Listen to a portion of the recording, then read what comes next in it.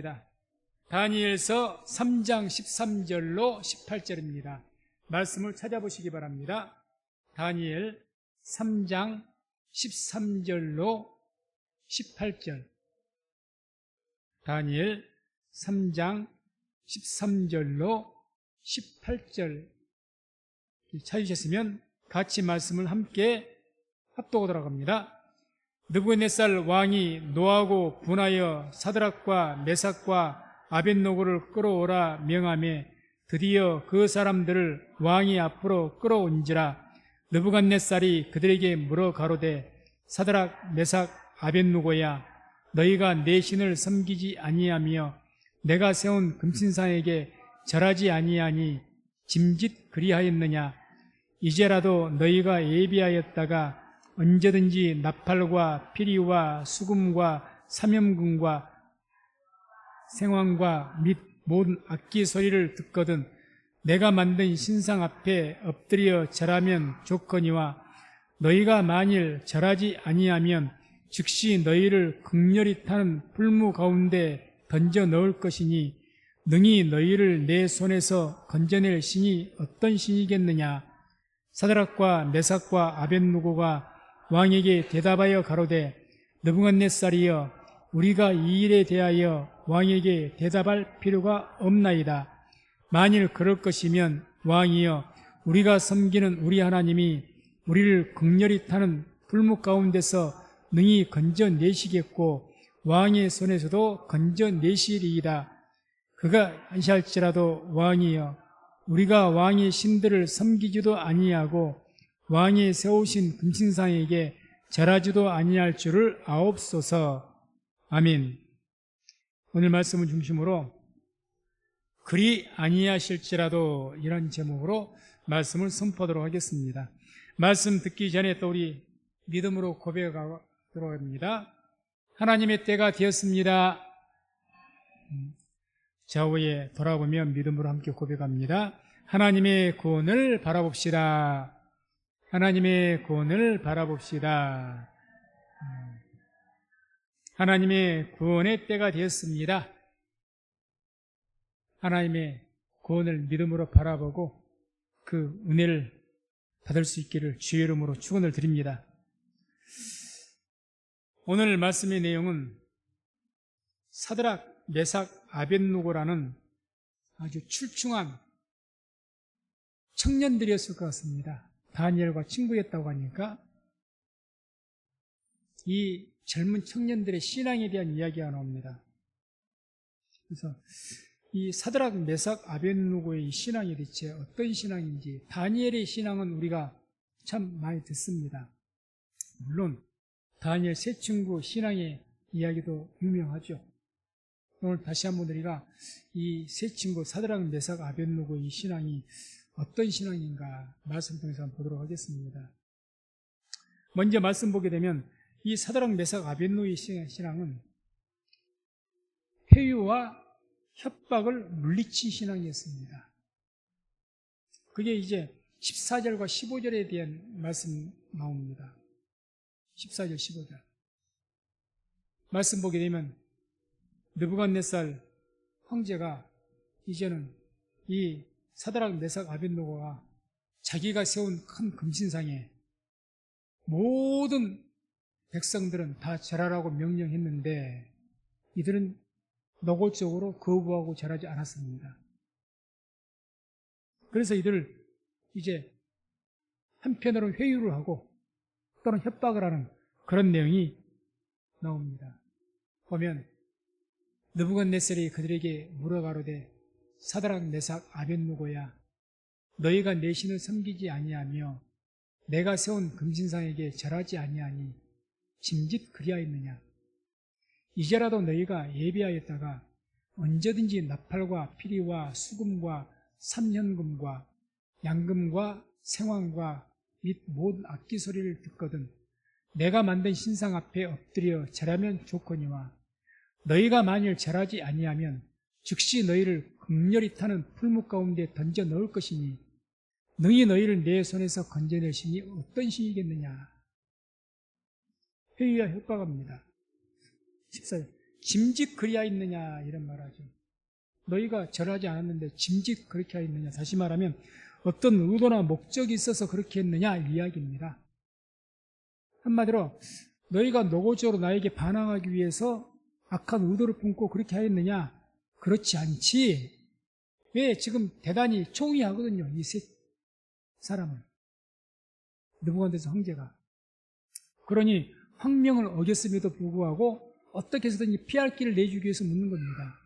너희들은 모르고 그랬지? 그 이야기입니다. 그래서 15절에 뭐라고 합니까?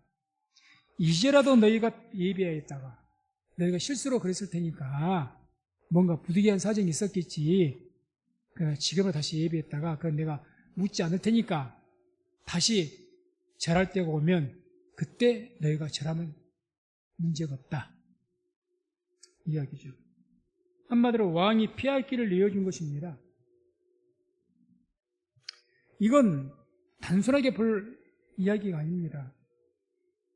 황제일지라도 황제 개인의 명이 아니었습니다. 우리가 이 2절과 5절, 3장 2절, 5절을 쭉 읽어보게 되면 이 금신상을 만들어 놓고요. 온 제국에 있는 만조 백관들을 다 부릅니다. 다 모든 대신들을 다 불러요. 그리고 나서 선포한 것이 바로 이 금신상에 다 절해라. 제국 차원에서 제국의 권위를 세우고 제국 황제의 권위를 세우기 위한 엄명이었습니다. 여기에는 누구도 예외가 될 수가 없습니다. 그런데 이 느부갓네살 왕이 사드락, 메삭, 아벳느고는 봐줍니다. 아마 이들은 유대인이었습니다. 우리가 오늘 본문에는 들어가지 않지만 12절을 보게 되면 이런 말씀이 나오거든요. 이제 몇 유다 사람 사드락과 메삭과 아벳느고는 왕이 세워 바벨론 도를 다스리게 한 자이거늘 고발하면서 그렇게 합니다. 유다 사람 몇 사람 있는데 그 사람이 사드락, 메삭, 아벳느고라는 거예요. 유다 사람이라고 딱 지칭한 것은 이 유다의 변방 사람들, 이 멸시 의미가 있습니다. 바벨론 제국의 사람이 아니에요. 너의 삶을 살아야 될 사람들입니다. 유다 사람, 아무것도 아닌 사람, 이 세 사람이 누가 세웠느냐?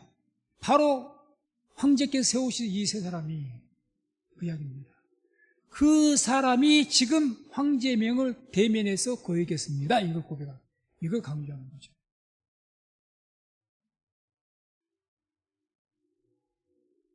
그럼에도 불구하고 지금 황제는 이 다니엘의 세 친구를 어떻게 해서든 피할 길을 내주려고 몸부림을 칩니다. 아마 모르긴 해도 이렇게 이야기해서 대신들이 가만히 있었을까요? 왕이시여, 그러시면 안 됩니다. 제국의 권위가 떨어집니다. 어찌 저들 몇 사람 때문에 제국의 권위를 실추시킬 수가 있습니까?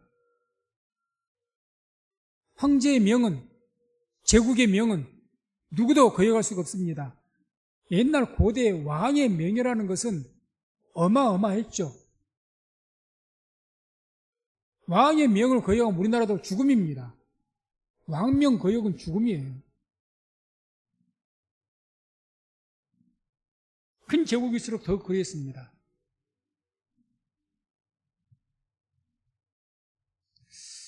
왜 이렇게까지 느부갓네살 황제가 이렇게까지 했을까? 아마 여러 가지 우리가 추론할 수가 있겠지만 아마 다니엘도 그렇고 이 다니엘의 세 친구도 그렇고 어떤 이들의 순전한 신앙이나 확고한 신앙 때문에 감동을 받은 바가 있지 않았겠나.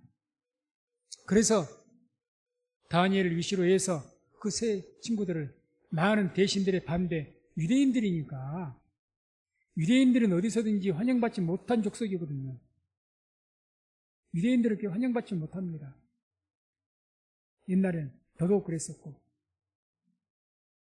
그런데 다니엘 총리 같은 건 수석 총리로 세우고 이 세 친구는 127개도에서 또 도를 3개를 맡겼으니, 바벨론 제국을 맡겼으니 얼마나 반대가 심했겠습니까?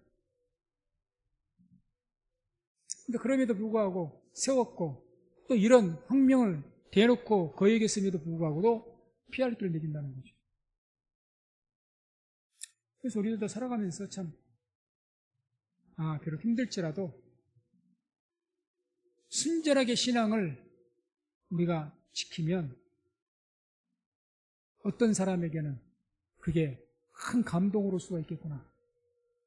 다는 아닐지라도 어떤 사람은 시기하고 어떤 사람은 더 미워하고 그 순수한 신앙 때문에 지가 뭐라고 핍박할 수도 있겠지만 또는 비웃을 수도 있겠지만 그 중에 100명 중에도 한 명이라도 그 어떤 그 중에 한 사람은 참 저분의 신앙은 순수해 감동을 받을 수도 있겠구나. 이걸 기억하시기 바랍니다. 기억하시기 바랍니다. 그래서 이와 같이 이야기합니다. 반면 또 이렇게 협박을 하죠. 너희가 만일 절하지 아니하면 즉시 너희를 극렬히 타는 풀무 가운데 던져 넣을 것입니다. 황제로서는 최대한 양보했습니다. 그런데 만일 이런 회의도 듣지 않고 절하지 않는다면 그는 극렬히 타는 풀무에 던질 것입니다. 이건 피할 수 없는 거죠. 황제도 이거 더 이상 막을 수가 없을 겁니다. 우리가 살아가면서 협박도 무섭지만요. 협박보다 더 무서운 건 뭔 줄 아십니까? 회유입니다. 회유. 사람 마음 약해지게 하는 거. 약해져.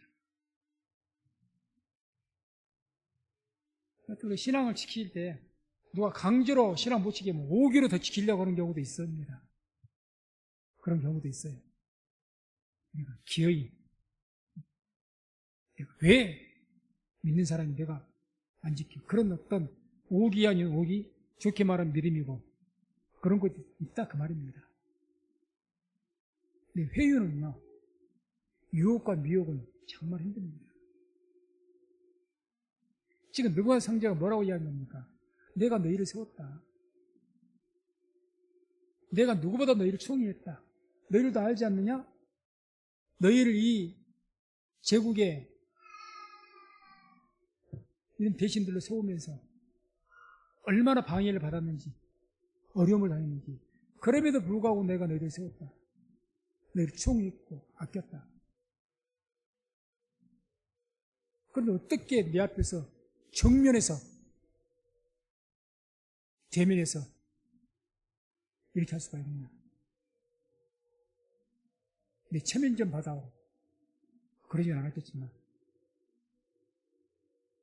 아무튼 이런 협박, 회유 이런 모든 것을 완벽하게 물리친 신앙이었습니다. 성도님들 어떠십니까? 살아가시면서 신앙에 대한 협박은 뭐 우리가 거의 받을 일이 없죠. 회유를 가장 많이 받을 것 같은데 어떻습니까? 잘 이기십니까? 잘 이겨내시기 바랍니다. 협박보다 무서운 것이 회유입니다. 나를 무너뜨린 것. 인간적인 것으로 다가오기 때문에 정으로 다가오기 때문에 인간 관계로 다가오는 것이기 때문에 이게 얼마나 물리치기 힘든지 모릅니다. 힘들죠. 또한 이 세 친구의 신앙은 너무도 분명한 확고한 신앙인 것을 볼 수가 있습니다. 16절에 이런 말씀이 나옵니다. 우리가 이 일에 대하여 왕에게 대답할 필요가 없나이다. 왕이 물었잖아요. 너희가 짐짓거렸느냐? 너희가 의도가 있어서 절하지 않은 것이냐?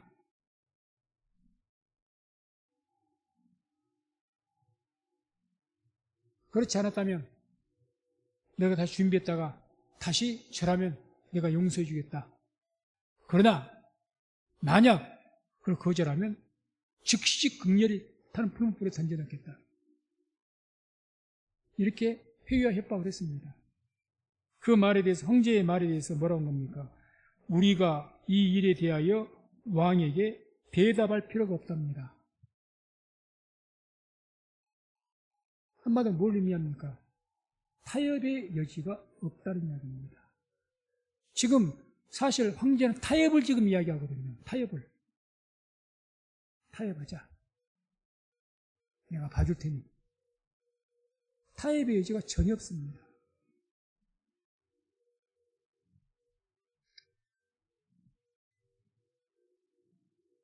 우리는 신앙인으로서 믿음의 삶을 살면서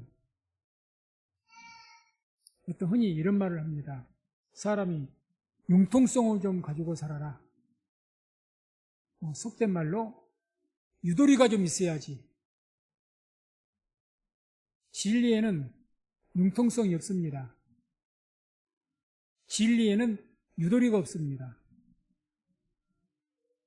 하나님 말씀에 융통성이 있습니까? 하나님 말씀에 유도리가 있습니까? 없습니다. 그 하나님 말씀 믿는 우리라면 우리의 믿음은 뭐가 없어야 됩니까? 확고해야 됩니다. 타협이 없어야 돼요. 예수 외에 다른 길은 없습니다. 아멘. 여기에 융통성을 발휘할 수가 있습니까? 큰일 납니다. 믿음으로 얻는 구원 외에 다른 길은 없습니다. 아멘. 여기에 융통성이나 유도리가 있을 수 있습니까? 없습니다.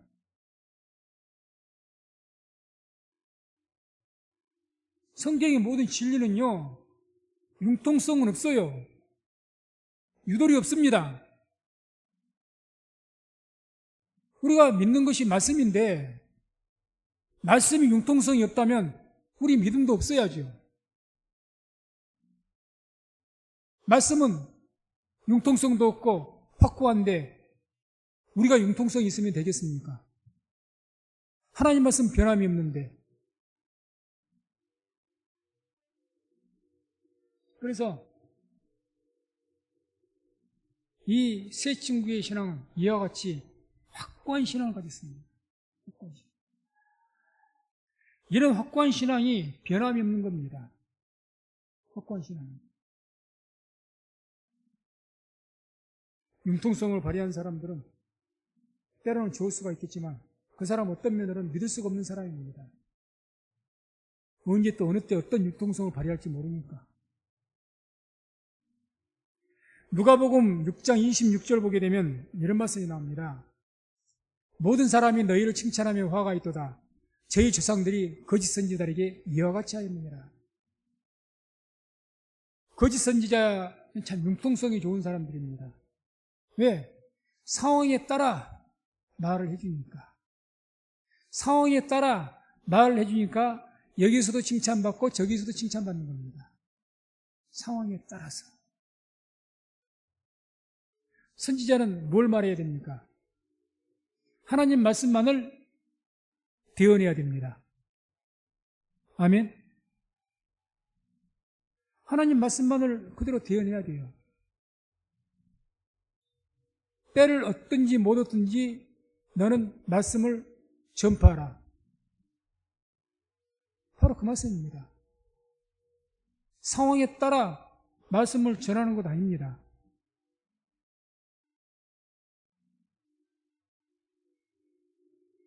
거의 선지자들 같은 사람들은 확고한 신앙이 없죠. 이분들은 그냥 때에 따라 적응할 뿐입니다. 융통성을 발휘해서. 그러니까 다 좋게 여김받아요. 우리 성도님들의 믿음도 융통성이 있는 믿음은 다 칭찬받을 겁니다. 다 칭찬받죠. 세상에도 칭찬받습니다. 적당하게 신앙생활 하니까, 상황에 따라 신앙생활 하는 거니까. 그러니까 안 믿는 사람도 이해가 돼. 그래, 그렇지. 그 칭찬을 받죠. 다 칭찬을 받죠. 성경은 뭐라고 합니까? 말씀은 모든 사람을 칭찬하면 그게 화가 있다. 확고한 신앙이 아니기 때문에 그렇습니다. 이런 신앙은 쭉정이와 같은 가라지와 같은 신앙은 결국 바람 불면 날아갑니다. 바람 불면. 그래서 알곡과 가라지는 언제 갈라집니까? 쭉정이는 바람 불려오면 뭐가 알곡이고 뭐가 가라지인지 압니다. 바람에 날아가는 것은 가라질 것이고 쭉정이는 날아가는 거죠.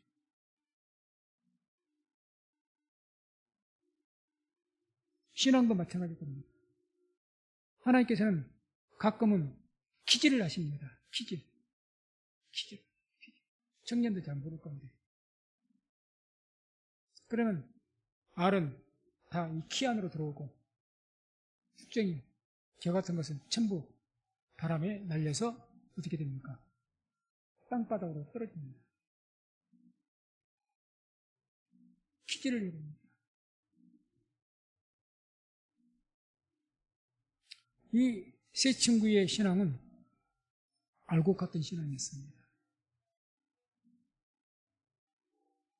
또한 정말 중대한 신앙은 이들의 신앙에서 가장 중요하다고 할 수 있는데 그럼에도 불구하고 지키는 절대적 신앙이었습니다. 그럼에도 지금 뭐가 왔다 갔다 합니까? 생명이 왔다 갔다 합니다. 지금 권세, 돈 잃는 게 문제가 아닙니다.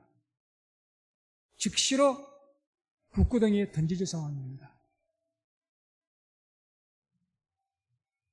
그런데 18절에 뭐라고 합니까? 오늘 본문에 그리 아니하실지라도 왕이여 우리가 왕의 신들을 섬기지도 아니하고 왕이 세우신 금신상에게 절하지도 아니할 줄을 아옵소서.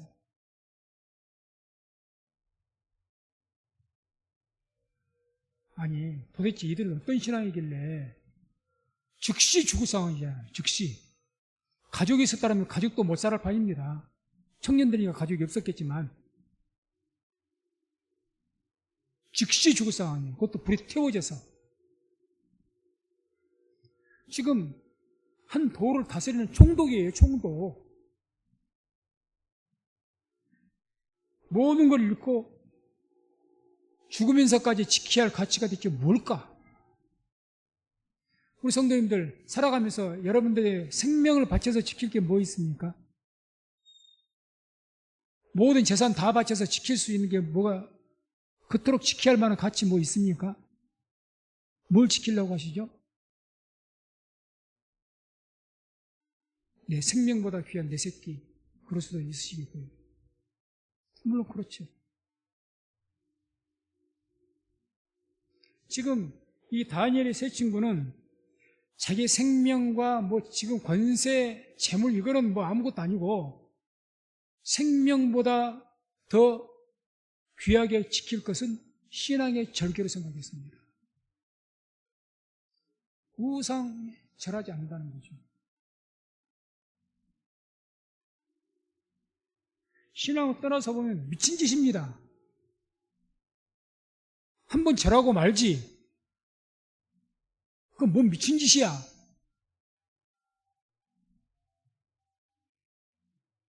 그런데 이분들은 한 번을 절하지 않습니다. 우리나라도 일제시대 신사참배 그 한 번 절하지 않으려고 순교까지 하신 분 계십니다. 한 번 절하면 되지. 다 편할 걸. 저 좋고 나 좋고 두루도 다 좋을 텐데 그걸 굽히지 않습니다.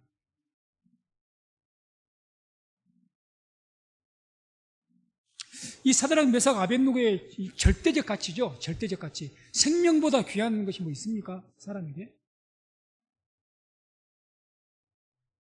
이 절대적 가치가 뭐였을까? 하나님에 대한 믿음이었고 하나님의 나라였습니다. 이분들이 하나님의 나라, 영원한 나라를 믿지 않고 바라보지 않았다면 이렇게 할까요? 절대 이렇게 하지 않았을 겁니다. 그야말로 그게 그냥 미친 사람이죠, 그러면. 이분들은 영원한 하나님의 나라를 믿었습니다. 그러니까 그것을 위해서 내가 영원한 하나님의 나라에 가는데 내가 이 땅에서 내 육체의 잠깐의 생명 이거 버린 것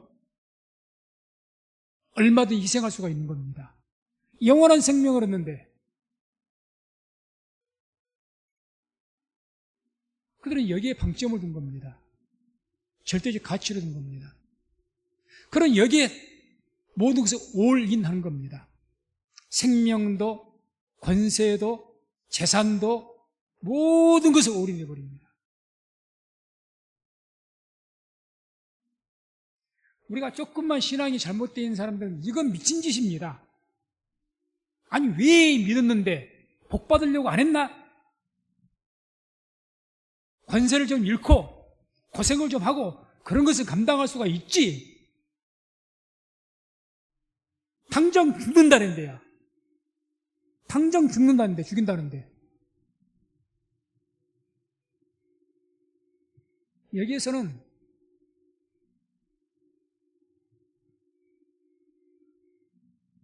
절대적인 어떤 신앙, 그런 가치가 없으면 절대 이것을 이길 수가 없는 일입니다.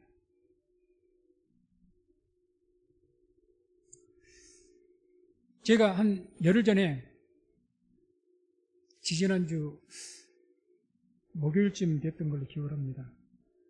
수요일날 저녁이었겠네요. 자다가 저는 꿈을 꿔도 개꿈만 꾸지 의미가 있는 꿈을 지금까지 꿔본 기억이 없어요. 그래서 꿈 이야기도 하지 않고 좋아하지도 않고. 근데 저는 지금까지 살아오면서 꿈을 꿔서 조금 의미 있는 꿈이라고 평생에 이번 처음으로 꿨습니다.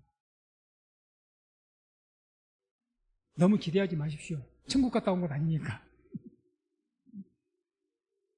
어떤 꿈이었냐? 최순덕 집사님 꿈 꿨습니다.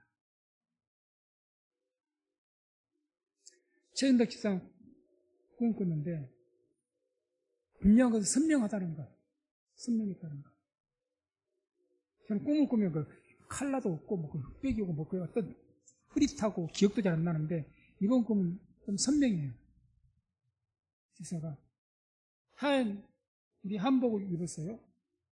입었는데 굉장히 정말 가장 정말 반가웠던 무엇보다 하얀 옷이고 뭐고 얼굴이 환하고 웃고 있는 것이 너무 좋았습니다. 근데 여자분 이제 한복에 그 옷고름 있지 않습니까? 이게 금색이었어요. 황금색이었습니다. 그게 굉장히 특별했어요. 제가 그것을 유심히 봤습니다. 하나님께 이양 그 분명히 그런 최순덕 집사가 있는 걸 천국은 분명한 것 같은데 이양 보이실 것 천국까지 좀 보여주시지. 천국은 흐릿하고 잘났어요. 기억은 최순덕 집사 모습만 분명해요. 묘하게 천국 좀 봤으면 좋겠는데 그 꿈을 꾸고 나서요. 뭐 긴 꿈은 아니었어요. 그러니까 잠깐 제사에서 하게 이렇게 보고 웃고 걸어가는 거 그것만 잠깐 본 거예요. 뭐 다른 사람이 있었는지 없었는지 모르겠고 그 꿈을 꾸고 새벽에 서너 시나 돼서 깨어나갖고 정말 기분이 좋았습니다. 정말 말할 수 없이 기분 좋았어요. 제가 최순덕 집사님 그렇게 하나님 나라 보내면서 아시다시피 오랫동안 병고생을 했잖아요. 저하고 20여 년 가까이 신앙생활을 같이 했습니다. 그런데 오면서 항상 몸이 건강했던 적이 거의 없어요. 항상 병약했고 힘들었고 직장을 다니도 어렵게 다녔고 툭한 약 먹고 매일같이 병원 가고 그러고 가면서도 마지막 가면서도 그러면서도 그 와중에도 참 교회 충성하려고 얼마나 애를 썼는지는 뭐 우리가 다 압니다. 그런데 그렇게 가는 것이 이렇게 고생을 하니까 마음이 얼마나 제가 힘들었는지 모릅니다. 거기다가 막 최현덕 집사가 운명했다고 딱 전화가 아침에, 그것도 주일날 아침이었잖아요. 전화가 왔는데 나는 당연히 이제 안타까운 마음에 그래 장례를 제가 집례할 줄 알았습니다. 처음에. 근데 그것이 아니었어요. 그냥 기독교장으로 안 하기로 했다는 식으로 들었습니다. 처음에. 그런 것 때문에도 마음이 속상했고 하루 반 만인가 이제 갑자기 바뀌었지만 마음이 얼마나 무거웠는지 모릅니다. 그런데 그 꿈 꾼 뒤에 얼마나 기분이 좋은지 마음이 편해지고. 성도님들, 하나님의 나라가 있다는 걸 믿으십니까? 있습니다. 있어요.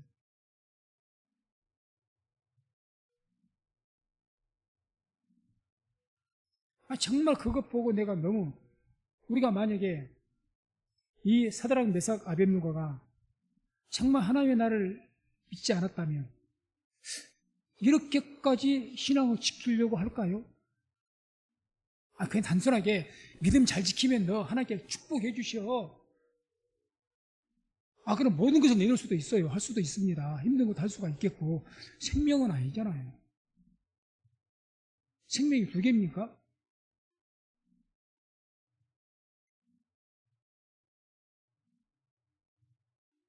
여기에 절대적인 가치가 있는 거죠.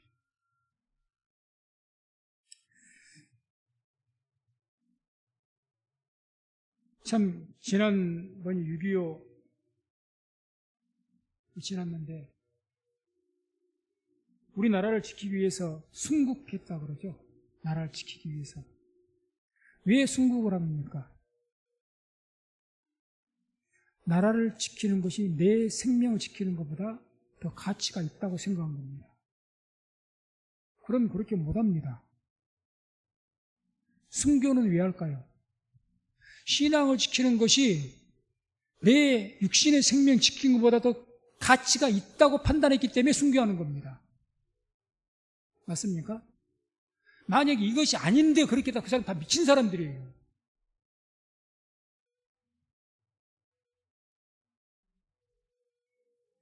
자, 그러면 우리는 절대적 가치가 뭡니까? 성도님들 절대적 가치가 뭐죠? 살아가면서. 특별히 성도니까, 하나님 믿는 성도들이니까.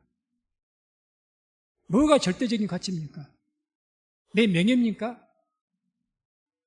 그런 것도 중요한 가치 중 하나가 될 수가 있겠습니다.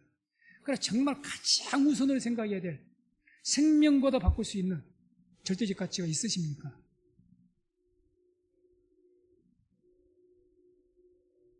적어도 있어야 되지 않을까요? 있어야 될 겁니다. 우리가 그 당시에 다가서 베드로처럼 3번을 부인할지언정 적어도 우리 그런 가치는 내 믿음 지키는 것이 가장 필요하지. 이런 마음이 있어야 될 줄로 믿습니다.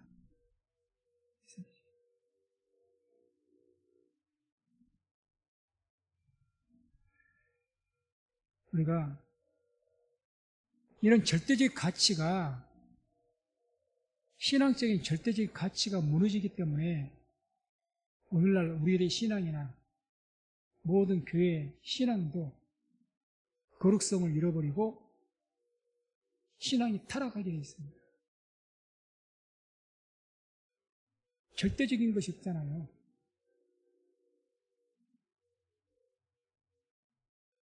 지금은 우리 청년들이 다 컸기 때문에 말하기가 훨씬 편합니다. 많은 교회에서 옛날에 그랬어요. 같은 교회를 나와도 신앙의 절대적인 가치를 자녀들에게 키워줘야 되는데 그렇지 않는 경우가 많았습니다. 신앙을 지키는 것보다 공부하는 것을 더 우선으로 여겼고 학원 가는 것이 더 우선이었고 그런 경우가 파다했습니다.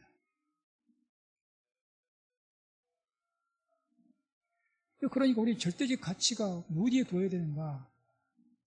이 신앙이 둬야 될 것 같은데 거기에 두질 않는 거예요. 그러면 그 신앙이 과연 얼마나 버틸 수가 있을까? 좀 어려움, 죽음의 고비뿐만 아니라 그런 것은 아닐지라도 힘들고 어려운 고비만 좀 당해도 시험이 되지 않을까요?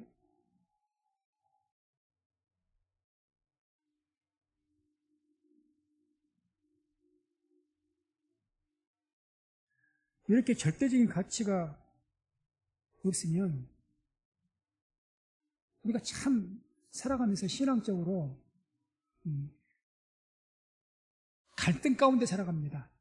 매사에 갈등, 신앙적 갈등. 저도 초신자 때 참 그런 갈등 많았습니다. 갈등이 많죠. 뻔히 믿는 사람으로서 뭘 어떻게 해야 될지는 알겠는데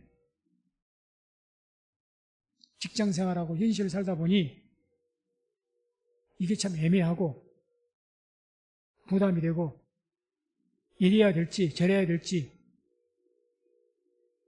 참 갈등이 많습니다. 왜요? 나에게 내가 절대적인 가치가 뭐냐? 나는 인생의 가치관이 뭐냐? 믿지 않는 사람들이야 인생의 가치관이 뭐 다르게 많이 있겠죠. 저는 신앙이니까 신앙인으로서 절대적인 가치가 뭘까? 뭔가 그거 있어야 될 것 같은데 그게 있으면 갈등이 심해집니다. 그래서 우리가 다음 주에 암송 말씀입니다. 여호수아 24장 15절 한번 찾아보시기 바랍니다. 신앙에 절대적 가치관이 있으면요 이런 갈등이 없어집니다. 여호수아 24장 15절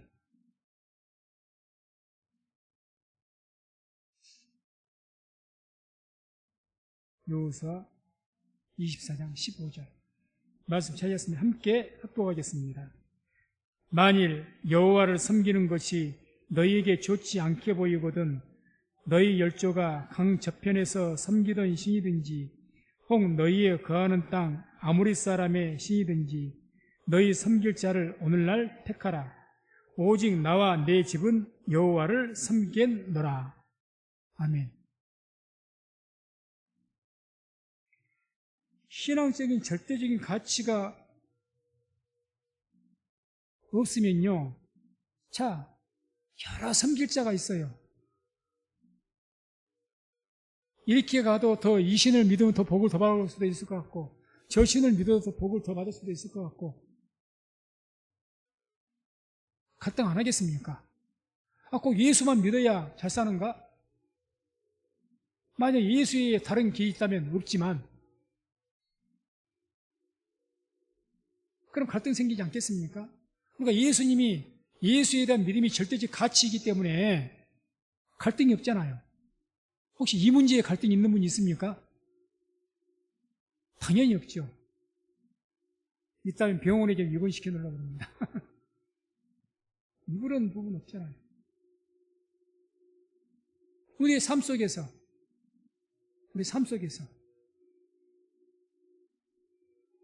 어떤 문제에 부딪힐 때마다 갈등의 상황을 만날 때마다 선택의 상황을 만날 때마다 신앙적인 절대적 가치관이 없으면요 항상 갈등합니다. 삼손이 그랬던 것처럼 하나님이 절대적 가치였다면 삼손이 죽을 지경이었을까요? 들릴라와 하나님 사이에서 사사기가 그렇게 말씀 안 하던가요? 삼손이 들릴라와 하나님 사이에서 죽을 지경이었던 거예요. 왜? 갈등을 하니까. 하나님이 절대적 가치였다면 거기에 타협이 어디 있고 갈등이 어디가 있어요? 없습니다. 없어요. 아니, 우리가 뭘 하든지 간에 내가 이것에 대한 가치가 있다 있어. 나는 이걸 하겠다. 결정 내려져 있으면 갈등합니까? 안 합니다. 왜 우리의 신앙이 힘들까? 신앙이 힘든 이유가 바로 여기에 있습니다. 우리가 신앙적인 절대적 가치관이 확고하지 않다는 것. 이게 확고하면 두말할 필요 없잖아요. 아니, 사드락, 메삭, 아벳느고 황제에게 감히 말버리정물 좀 보시죠. 말하는 버리정물 좀 보세요. 우리가 더 이상 말할 필요가 없습니다 해버리잖아요. 대답할 필요가 없습니다. 왕에게 이게 뭔 말이에요? 왕은 어쩔 줄 몰라서 지금 어떻게 해서라도 구해주려고 저 예를 쓰는데 왕에게 대답할 필요가 없답니다.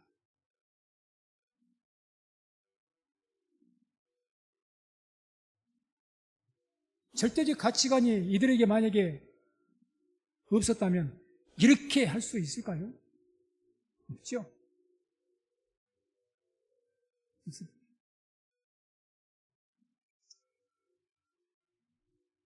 우리는 주님 오신 날까지 예수 믿는 믿음을 가지고 살아가야 됩니다.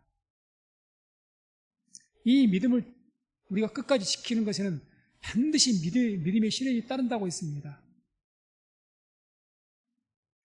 여러 가지 우리를 갖다가 시험할 겁니다. 사람들이. 그때마다 삼손처럼 세상과 하나님 사이에서 죽을 지경이었다라 그렇게 사시겠습니까?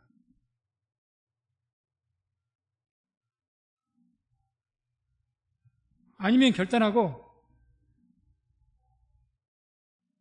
하나님 앞에 서서 평안 가운데 사시겠습니까? 몸이 힘들지라도.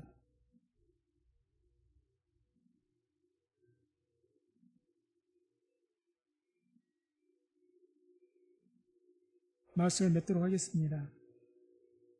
우리의 신앙이 참 처음에는 좋았다가 시간이 흐르면 흐를수록 어떤 상황에 따라서 많이 약해질 때가 많습니다.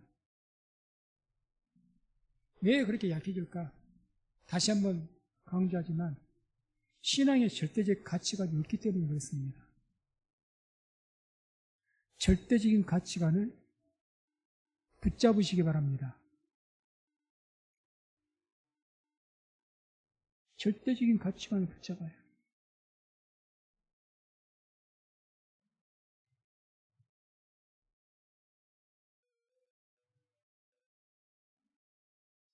절대적인 가치라는 것. 사드락, 메삭, 아벳느고 이 세 사람에게는 영원한 하나님의 나라가 그들에게는 절대적인 가치였습니다.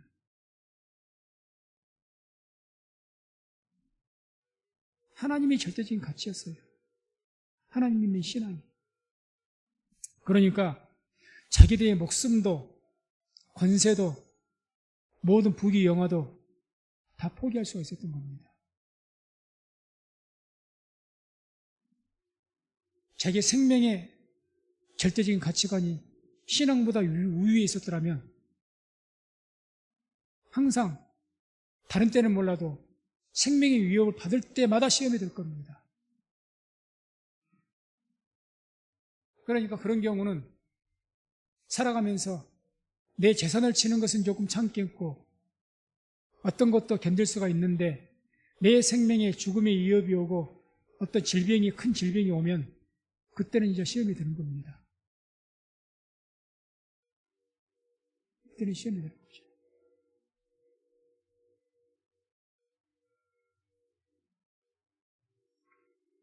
우리가 신앙의 절대적인 가치를 여러 가지로 우리가 묵상하면 생각해 볼 수가 있을 겁니다. 뭐가 귀한가? 그 절대적인 가치, 가장 중요한 것은 이걸 내가 붙잡지 못한다면 이걸 내가 붙잡지 못한다면 우리의 신앙은 주님 오신 그날까지 흔들릴 것이고 우리의 신앙은 주님 오신 그날까지 죽을 지경일 겁니다. 기쁨보다는 죽을 지경일 겁니다. 항상 갈등과 번민 가운데 살 수밖에 없을 겁니다. 이걸 잊지 마시기 바랍니다.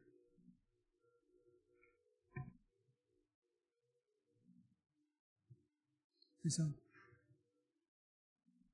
신앙적인 가치관이 정말 이 절대적인 가치관이 회복되어야 우리의 신앙은 강해질 수가 있습니다.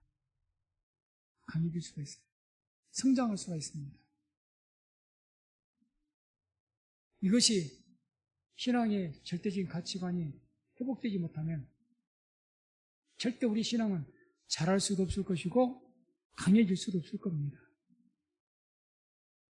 항상 흔들리는 갈대와 같을 겁니다. 요동하는 바다 물결과 같이 바람이 부는 대로 살아가는 그러한 신세가 될 겁니다. 그래서 저나 우리 모든 성도님들 오늘 이후로 우리 하나님 믿으면서 예수님 믿으면서 분명한 신앙의 절대적인 가치를 붙잡으시기 바랍니다. 붙잡으세요. 그걸 붙잡고 견고하게 서서 어떤 상황이 닥치더라도 그 확고한 신앙 속에서 사드락, 메삭, 아벳노고와 같이 협박과 회유, 그 어떤 시련을 당하더라도 그 모든 것을 그 확고한 신앙을 통해서 능히 이길 수 있는 우리 모든 성도님 다 되시기를 주의 이름으로 축원을 드립니다.